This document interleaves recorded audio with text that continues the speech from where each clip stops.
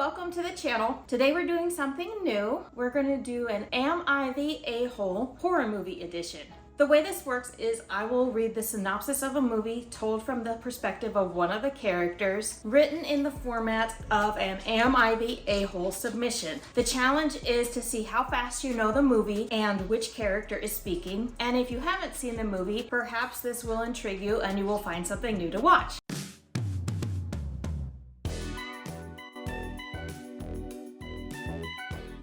Am I the a-hole for loving my husband? I, 24 female, got married to the love of my life, Jay, 25 male, at our perfect dream wedding. We love camping and had always wanted to go to my family's cottage out in the woods, out in the middle of nowhere. So we decided that was where we would spend our honeymoon. It's an old cabin with old appliances and crooked floor, but it was cozy and private and romantic and cheap. Perfect for us. I loved it! Jay is my favorite person and I didn't want to spend our honeymoon around anyone else but him. We spent our first night in bed, but we didn't get much sleep. Giggity. And the next day we spent being together, cooking food, hiking, boating on the lake, goofing off, and being in love. Other than some brief tension over breakfast about whether or not we were ready to have a baby, I felt like Jay wanted to rush into it and I wasn't sure. It was the perfect day. For dinner, we walked down to the restaurant on the lake. The owner was acting weird. He knocked over a lamp and he told us they were closed, which was strange because they had always been open at this time of the year when I came here as a kid.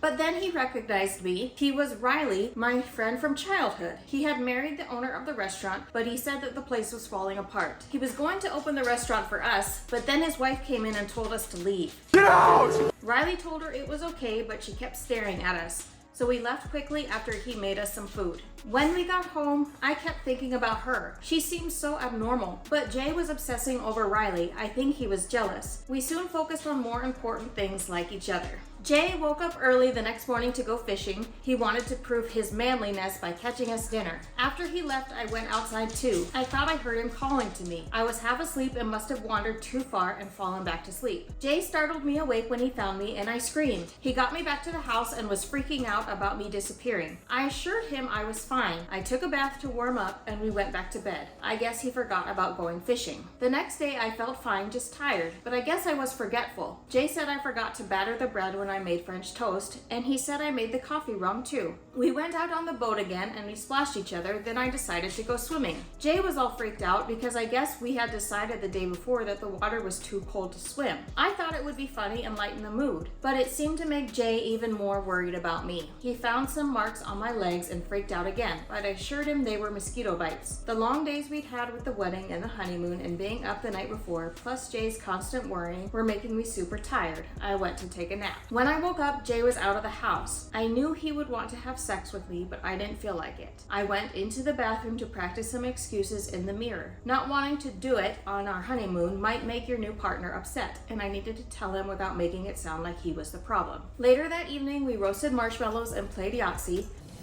Yahtzee! Then we started making out. He wanted more and I gave him my excuse. Unfortunately, it didn't work and he was offended. I reassured him that I still loved him and wanted him, but he suddenly insisted that I put on my honeymoon nightgown. I was wearing it the night in the woods and when he found me, it was gone. I didn't know where it was. That was embarrassing and he was being so freaked out since that night, I didn't want him to worry more. So I told him it was dirty and I put it away in the box. No, I mean the suitcase. I put it in the suitcase because it was dirty. The dirty laundry was all put away in my suitcase. Samsonite! I was way off. He let it go and we went to bed. I couldn't sleep though. I got up and he must have been watching me because he got up too. I came right back and he asked me where I had been. I told him I was getting a drink. He asked where my glass was. It felt like interrogation, so I ignored him and went to sleep. I woke up to the sound of a gunshot. I went out onto the porch and saw Jay standing at the edge of the woods with a gun. He came back inside all panicked and started closing the curtains, saying someone had been shining a light in our windows. He said he had been in the woods where I was sleepwalking earlier that day and saw footprints that weren't mine. He pulled out my nightgown from under the TV and accused me of lying to him. He accused me of meeting up with Riley that night. I was so confused. I was sleepwalking. I wouldn't cheat. I wasn't with Riley. He yelled at me and I told him the truth. The truth is his paranoia was ruining this, ruining our time together.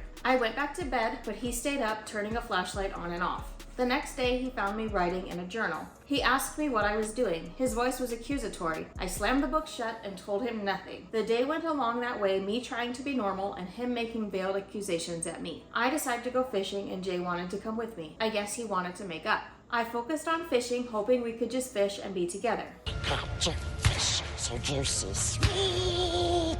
He said he wanted to leave. I didn't want to leave. I asked him to please stay for our honeymoon. We started kissing and he said he missed me. He reached into my shorts, then freaked out when his hand came away covered in blood. We went back to the house and I went into the bathroom to clean up. He used this as even more of an excuse to leave. Bleeding down there is normal for women, but he wouldn't hear me. He said if I wouldn't tell him what happened, he would ask Riley and stormed out of the house. When he came back, he immediately went to my journal and looked at it. He started demanding I tell him who I am. Who are you?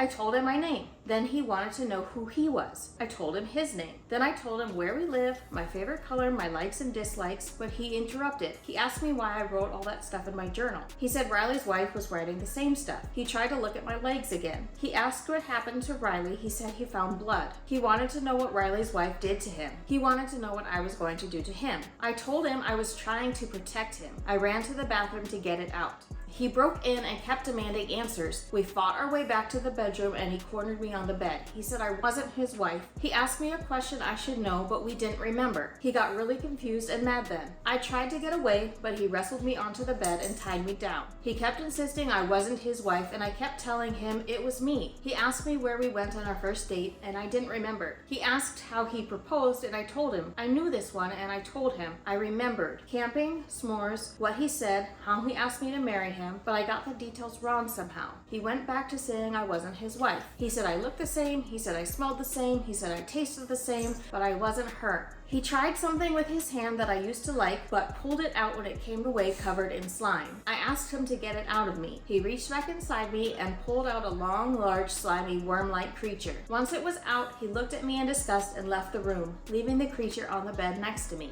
Once I got free, I found him and told him the truth. The night of the sleepwalking incident, I saw a light and the outline of some beings. The beings went inside of me and left part of themselves there. I wasn't supposed to tell him. I knew what they wanted me to do, but I didn't want to do it. I tried to have the last few days with him to enjoy him and our honeymoon. They were slowly taking me, leaving my body behind, but taking me away. Jay wanted to leave, but we can't leave. They won't let us. Jay wouldn't listen. He wanted to leave me to get help, but I needed him to stay, to keep helping me remember, to keep me here. And then they took over. They wanted to kill Jay, to get rid of him so he wouldn't keep me here anymore. I had to hide him. I had to save him from them. They can't take him. I knocked him out and put him in the boat. We went out onto the lake. They can't find him under the water. He insisted he can't hide under the water, but I put him in, attached to the anchor to keep him under. He'll be safe there. Me and Riley's wife, we then went with them willingly, knowing our beloveds were safely hidden away.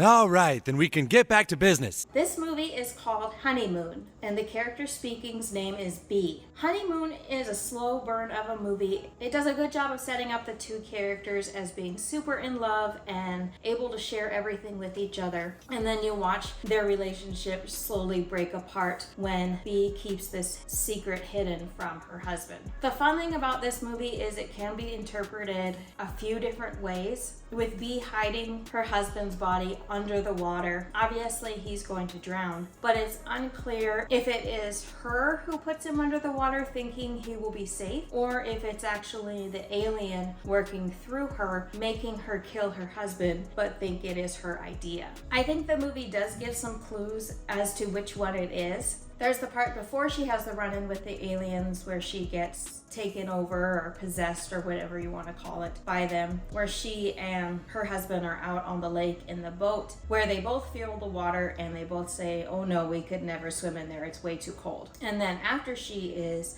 possessed by the aliens, she jumps in the water and goes for a swim. So I think that's a good indication that the aliens can see through water, that the aliens are not affected by water in any sort of way.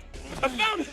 Without their hands, they're powerless! There's also the part right before the ending where she's telling Jay what happened to her, and all of a sudden the light shines through the window on her face and she kind of jerks back. It seems to indicate that the aliens have completely taken over. As well as once she's on the boat about to put her husband under the water, her face is completely transformed into more of an alien type face. It is completely distorted in a way that she hasn't looked before. One of the big themes that stands out to me in this movie is kind of competition between the husband, Jay, or Paul is his name in the movie, and the character of Riley, where Paul is intimidated by Riley, thinking he's more of an alpha male, more stereotypical masculine guy, and he has this paranoia that B is gonna leave him for Riley. And this keeps his focus on Riley and off of where it should be, which is B and what is happening to her and the actual danger that they are in.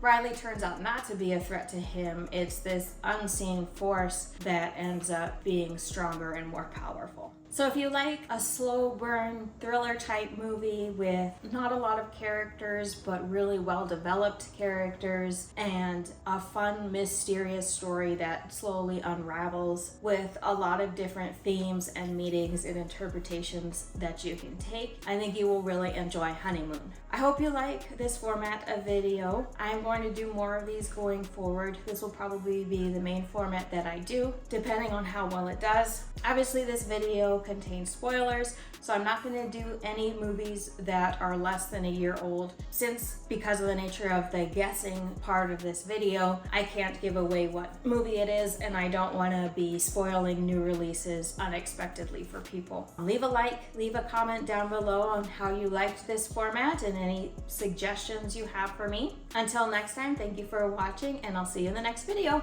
Bye! Subscribe!